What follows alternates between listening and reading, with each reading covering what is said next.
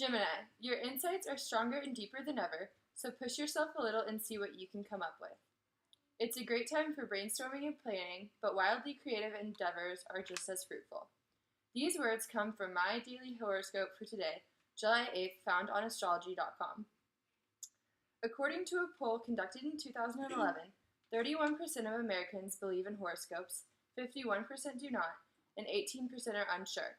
Even further, approximately 400,000 Americans check their readings daily, 950,000 check it weekly, and over 3 million Americans check their horoscopes at least once a month. While some individuals deeply value the words of their horoscopes, others read them simply for fun.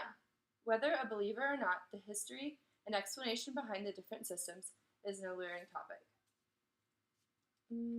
Chances are many of you know your zodiac sign, which correlate with your horoscope readings. We see them frequently online, in newspapers and magazines, and through things such as phone apps as well. They give us a brief summary of what is to be expected in different areas of your life, such as love, career, money, and wellness. Sometimes they are positive words of encouragement, and sometimes they serve as warnings to prepare yourself for the worst. Here is a magazine that features a horoscope section. To be able to further understand zodiac signs and horoscope readings and how they are used today, I will inform you more about how they originated, their significance in different cultures, and present the different opinions of them. To start with, it's necessary to have an understanding of the history of the system. Who created it, when, and most importantly, why. The zodiac originated in the 7th century BC by Babylonian astronomers. The zodiac is a circle of 12 30-degree divisions that are centered upon the path of the sun. Astronomers noticed that as the position of the stars were changing, so were the seasons. They believed that the position of the zodiac was influencing human lives, actions, and destinies, and from the 12 different divisions, developed the chart called the horoscope. Each of the 12 divisions also have a correlating constellation. The names of the zodiac signs that we use today were created based on these constellations. For example, Sagittarius is a sign for people born between November 22nd and December 21st, and is commonly represented by a bow and arrow. The constellation of this division, although abstract, is an archer with a bow. Here is a picture of the Sagittarius constellation.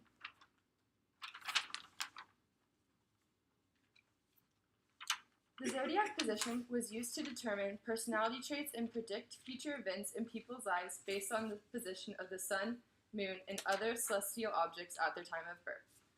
All 12 zodiac signs, also called sun signs, have very different strengths, weaknesses, and tendencies. For example, Leos, according to the horoscope chart, are known for being ambitious and loyal, but aren't very flexible, while Scorpios are said to be passionate, honest, and very stubborn. In many different historical texts, it's revealed that the system was started because many cultures attached importance to astronomical events, and then developed this elaborate system for predicting terrestrial events from celestial observations. Many cultures believe in horoscopic astrology, primarily in the West, and other cultures have developed and adopted to the system. Chinese astrology is the second most common. The 12 zodiac signs in the Chinese interpretation are all animals, though, ranging from an ox to a pig to a dragon. This cycle renews itself every 12 years, and it's different because instead of your date of birth, you find out your zodiac sign by what year you were born in. For example, somebody born in 1982 would have a different zodiac sign than someone who was born in 1983. Other traditions, such as the Islamic, Hellenistic, and Hindu astrology branches are also different. Here is a picture of the Chinese horoscope and zodiac signs. Clearly, astrology is a widespread concept that was accepted for thousands of years, but scientific advances has the validity of horoscopes into question. There is no hard evidence that astrology works. Although major astronomers such as Kepler and even Galileo wrote of their belief in astrology, people today reject the concept as a pseudoscience. A pseudoscience is defined as a claim, belief, or practice which is presented as scientific, but does not adhere to a valid scientific method, lacks supporting evidence or plausibility, cannot be reliably tested, or otherwise lacks scientific status. The basic concepts of biology and physics contradict the theory that astronomical events can affect a human's personality and destiny. Although people have observed this, many still choose to ignore these testimonies and follow their horoscopes.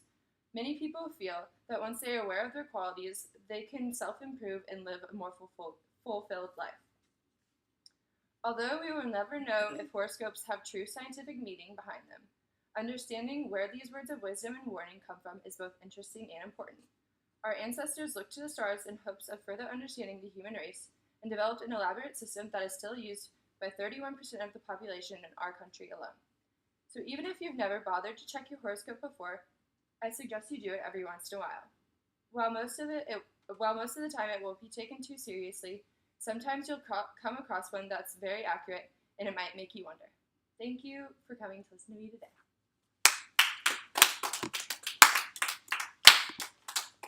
Real amazing.